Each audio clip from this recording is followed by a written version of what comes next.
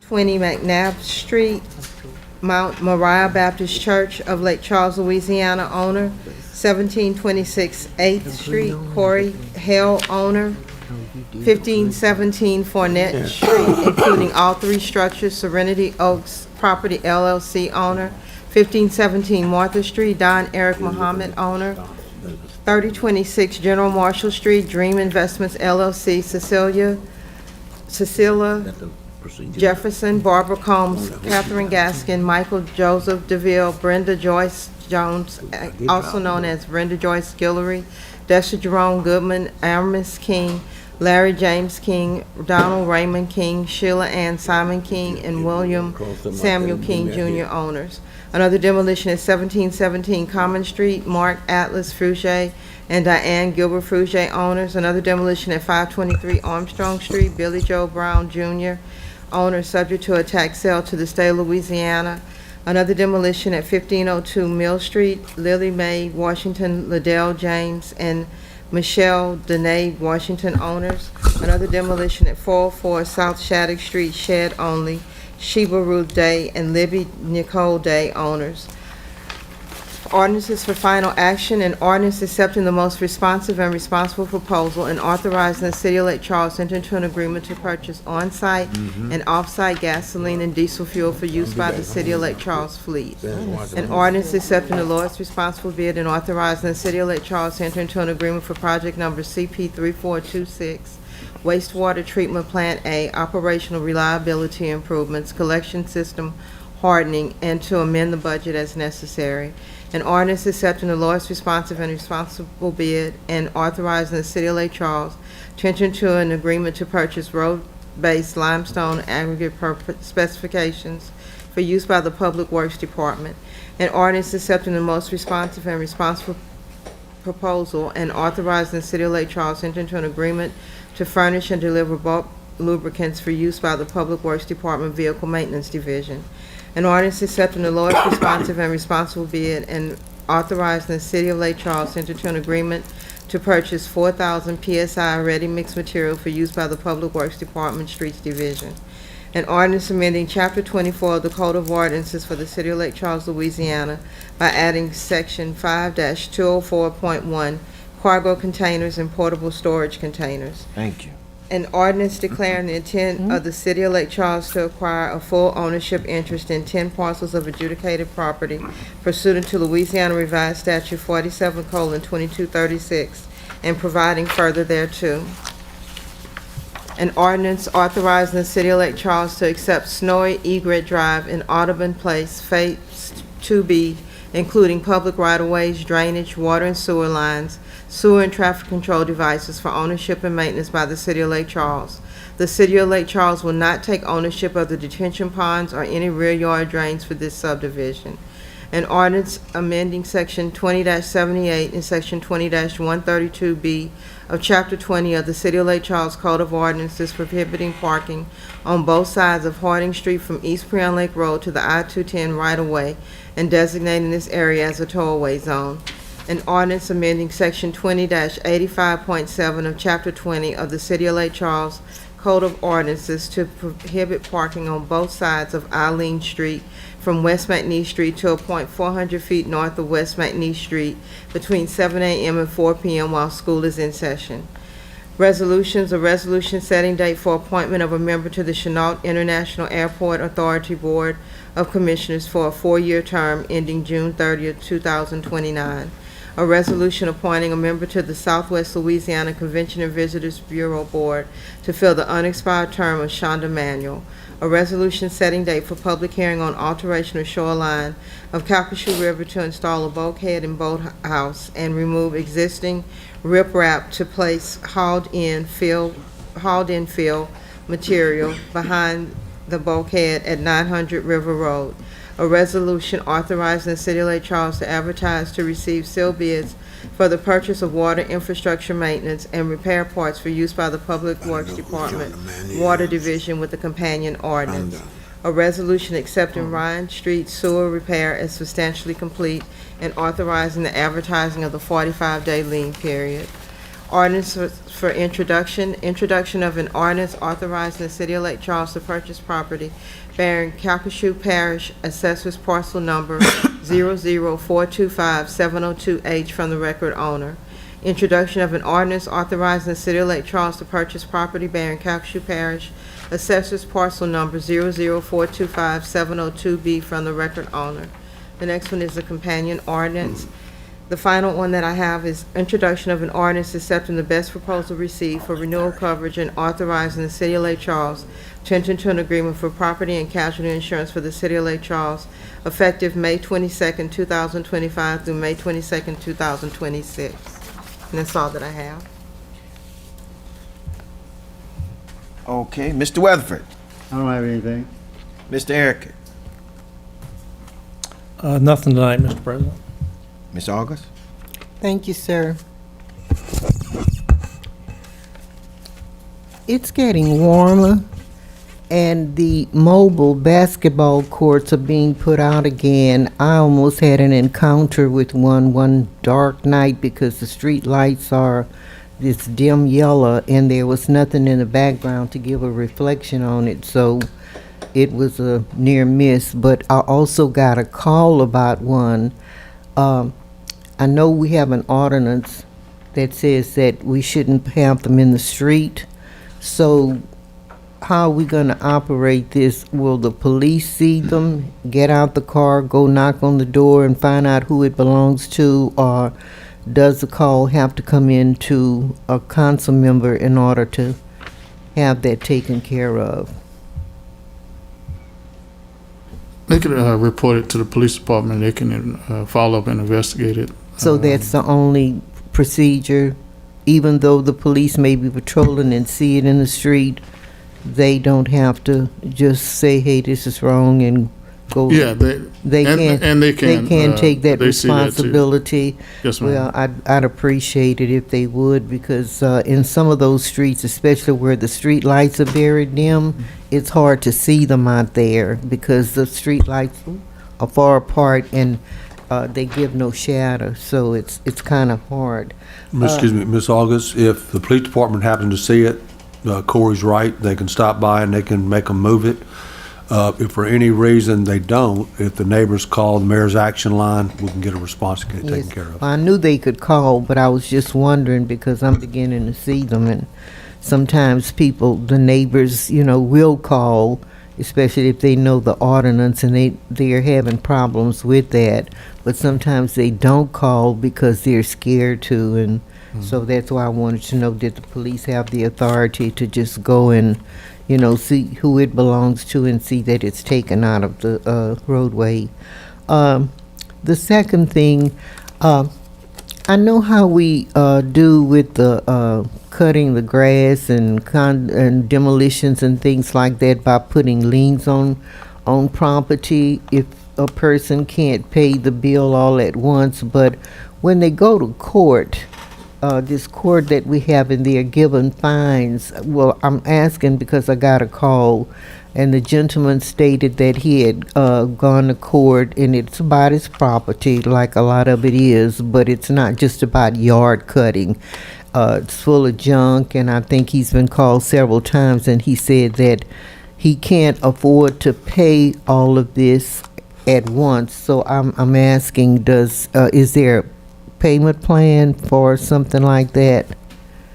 And if he gets into compliance, we can bring him back before the administrating hearing officer and ask to reduce the fine or rescind it. We've done that before in the past, and then we do work with property owners if they need additional time to pay and collect their money instead of just following the lien. We could give them some more time. Okay, thank you. And the third thing that I have from Broad going north down Enterprise, it's beginning to build up.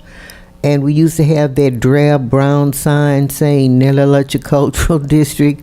And I think the last time I brought it up, I'm not sure, but might be my wishful thinking, but I thought I heard someone say that a sign was being designed. And I'd like to know, if we're going to get that sign back up, because it really should be there at the corner of Broad and Enterprise going north to designate that you're entering the Netherlands Cultural District. And that's all I have, Mr. President. Ms. Guillen. No, nothing at all. Okay, I got a couple of things today. I would like to ask that when it's applicable, that the department heads consult with the council members about priorities in their district. I do understand that we limited in knowledge when it comes to stuff like drainage and streets and different things like that. But the things we get beat up on are the things that we can control, you know, the little things like beautification and different ordinances that are broke within the community. So I would like to, you know, as much as possible, ask the department heads when they're making their list out of what is a priority, whether it be at the beginning of the year, mid of the year, whenever it is, just please consult with us on what we may be able to work something to rearrange some things that are pressing issues within the district. My second thing is, I want to apologize to Ms. Dowden because I know I've been giving her a little pressure about these speed bumps. I will admit that we agreed when the speed bumps first came up that this was going to be the last time we were going to deal with these speed bumps in the Old Park area. And at that time, I was under the impression that we knew everybody that had them.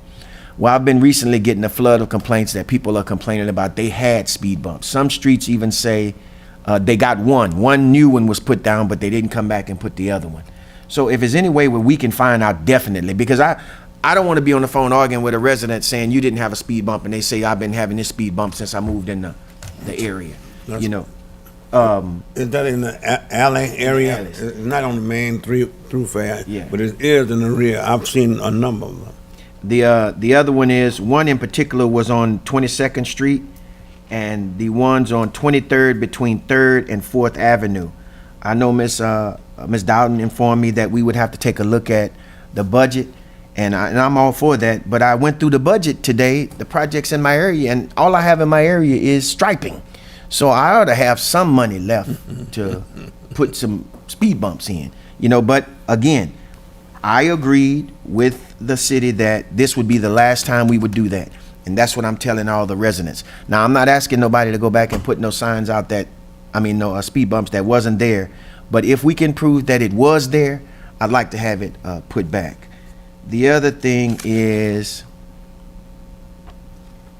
I've been getting a lot of complaints about the behavior of police officers when they stop people on the streets. I can't decipher, you know, whether the person is wrong or the cop was right or whatever the case may be. I'm just making it aware that we have a lot of complaints that I'm getting. And I will admit, just 2 days ago, I listened on the phone when an officer was very, very, very, very rude to two people that they had stopped. Now, whether the violation is valid, I don't know. But I do know I listened to this officer interact with this person, and both parties were using vulgar language, you know. So I just want us to be mindful of that. I know we were working on a new reporting policy on how they could report complaints, because the complaints that I'm getting, I say, hey, go. Nothing can be done unless you make a complaint. Well, people say they're scared to make complaints. They feel intimidated. I'm not saying it's validated, but we need to come up with some form of reporting that they won't feel like they're intimidated. And Mr. Marks, I think currently right now, Mr. Rubin, correct me if I'm wrong, but if they feel uncomfortable about going to the police department, they can go to the legal department and do a complaint, and the legal department will take that complaint from there. So that's the way they're doing it, not going to the legal department? It could be either way. Okay, yeah, I think that would be good. Maybe not just going to the police office to do it, but to come here and do it might, I don't know, it would take the burden off of us. We've given you a way to report, so now you can't holler about intimidation. The other thing is, I'd like to have an update on the body cam ordinance. We said that we were gonna work with the legal department to come up with the body cam ordinance, and it's been over a month and something now. You know, I'd like to get an update on just where we're at with that. There's a draft, I'll get with David to make sure y'all get that. We worked on a draft, and I think they were finalizing it. Okay. Mr. Marks, Yes, sir. on those body cams, you know, we had put that in place years ago that it was mandatory that they had workable body cams, because we talked about the complainant, how they would respond and how the officer would respond, and it's there to protect either one of them. And if they're not using them, then something is wrong with that picture, because they asked for money and we approved it, and it's supposed to be enforced. Secondly, as officers, they're supposed to be professional people. Yes, you're going to get a rebuttal from a driver, a complainant, but you have to stay calm and professional, because when you're not, I can say that from experience. I was a deputy sheriff for 21 years, and when you ask people to in a kind way for their license or whatever registration, they may grumble, but you don't have to be rude. So I'm in agreement with you on that, and I think we need to really, really stress that to our officers. They are law and peace. They are peace officers, law enforcement officers, and they can be polite and write a ticket and go on about your business. Thank you, sir. Also, I just wanted to ask the chief a question, if you don't mind, Chief. Shoot. I've always been curious about this. If an officer stops someone for a traffic violation, let's say they ran the red light, and the person is saying they didn't run the red light, is it customary that they just go out and write the ticket and you go argue it in court, or how does that come about? So the officer has discretion on whether or not they're going to write the ticket, and if they feel pretty strongly about it, they usually will write the ticket, and they can go and argue it in front of a judge and let the judge decide which way to go Well, with it. and I asked that question because the conversation that I overheard the other day, it was a back and forth about I didn't do it, and the officer kept telling them, well, I'm writing you this ticket, and then it just went from there. You know, so I was just curious as to, it's the officer's discretion. Once they say they saw something, that's the law until you go argue it in court, correct?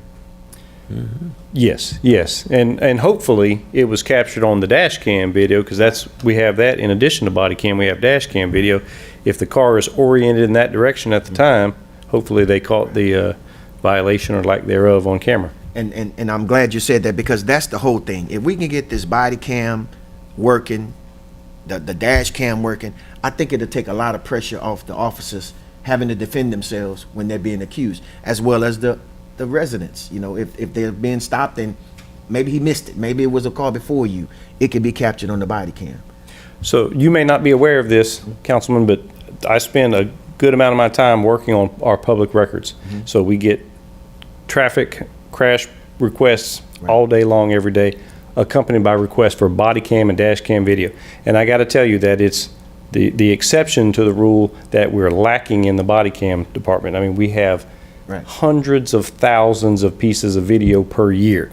So it's very rare that we get a request for a body cam or dash cam footage associated with an incident where we don't have it. Well, I haven't had many complaints about you not having it. The complaints is they fear go and file the complaint to get it, you know, and once we get that clear, I think everything will go a little bit smoother than what it's been. It's preferable that they file the complaint themselves. However, if you have the information and you give it to one of us and we can independently verify through looking at body cam that there was a problem, we'll take care of it in-house. Good to know. Good to know. Mr. Marks, I need to ask a question about this again. Chief, so you're telling us that all the body cams are not working? They are working. No, I said All of them? the vast majority of the time, we have the body cam associated with the documents being requested or with the incident being requested. The vast majority of the time.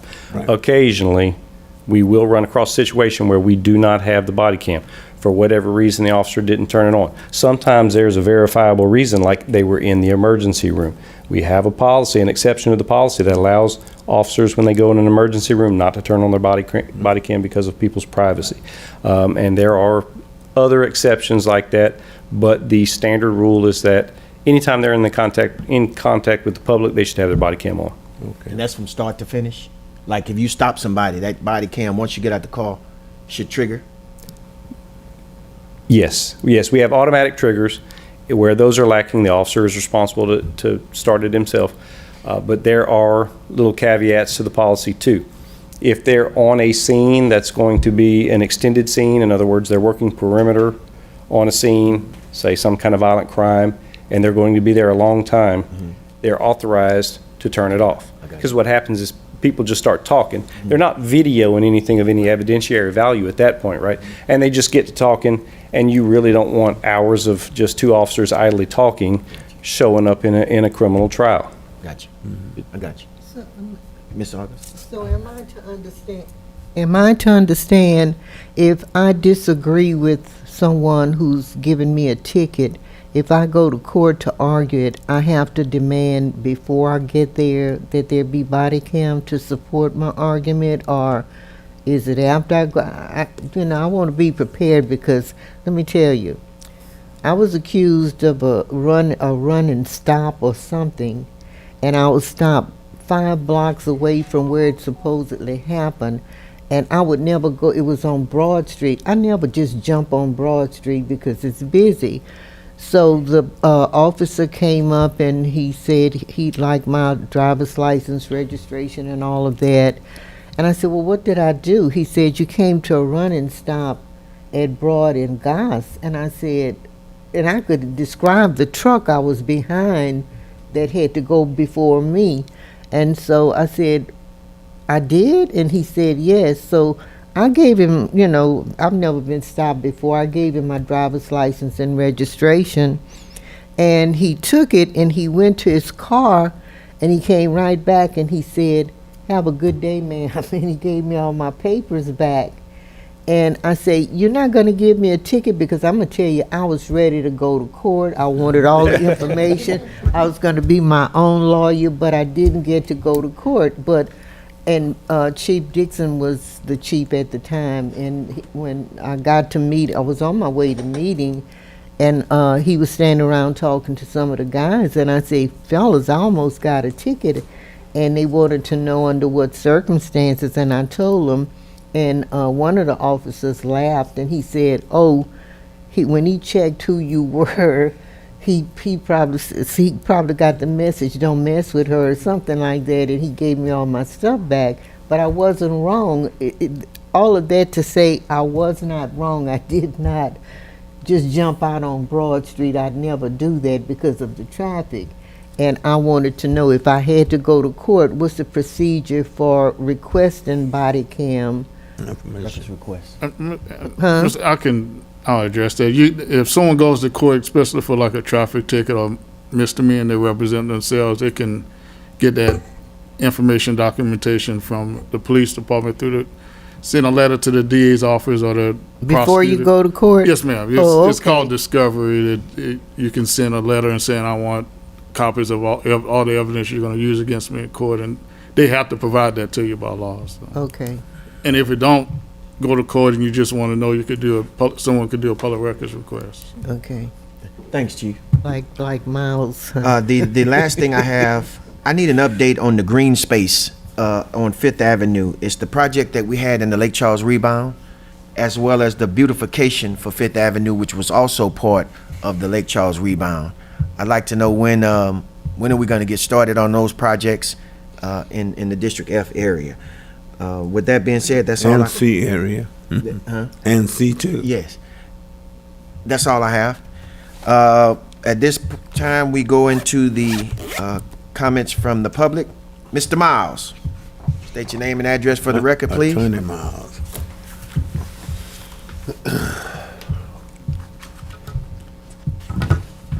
Miles Brown, 1020 4th Avenue. I got two things. Number one, it is amazing because over these past 2 years, really the only thing I've been requesting for was stop sign. And, just throughout this process, so much has happened. So many unnecessary things have happened.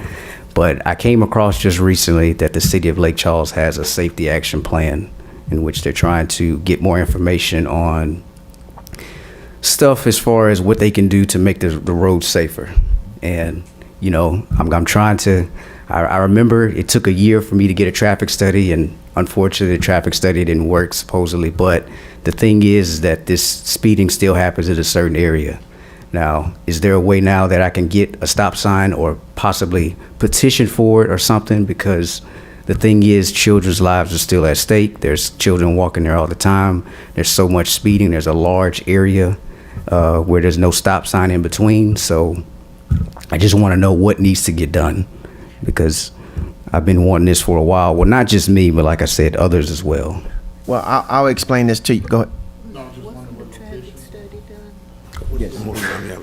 I'll just explain this to you because I had to explain this to some residents before, and it's human nature. When we're outside of, let's say, the police force or the city council, we see things one way. You know, it makes much sense that, hey, speeding right there, we should have a stop sign. But since I got on the council, I'm learning that there are regulations for everything we do. You know, it might be a high traffic area that you're talking about, but we've done a traffic study. If you're talking about the same area on what, 4th Avenue, we've done a traffic study on that, and it doesn't warrant. I got a high traffic area on 5th Avenue. Power Center. Yes, Yeah. in my mind, it should have a red light or something. Yeah. But the regulations say, and we're not privy to why those rules are like that, but studies have shown that certain places you can't put it. Now, we can't force it there if the traffic study says it's not supposed to be there. Yeah. And like I said, I recognize that there's rules and regulations and stuff. It's just, let's say hypothetically, and hopefully this never happens, somebody gets hurt. That parent doesn't care about a traffic study. I understand. You know, that homeowner is not going to care about that somebody run into their house, because that has happened multiple times over years. You know, not saying it would be a civil or big lawsuit, but, you know, people are going to demand answers, and they're going to realize that this has been addressed so many times, you know, and I agree with you wholeheartedly, but I want you to understand that just because a lot of people agree with it doesn't make it right. You understand? The majority doesn't always make it right. Okay. And although those things could happen, we could say it could happen as a stop sign. You know, you can have a stop sign there and somebody still run it. So those hypotheticals are reality, but according to the law, we can't put it there because of the traffic study. okay. And if I may just touch on that briefly, there are guidelines we follow, it's not made up guidelines.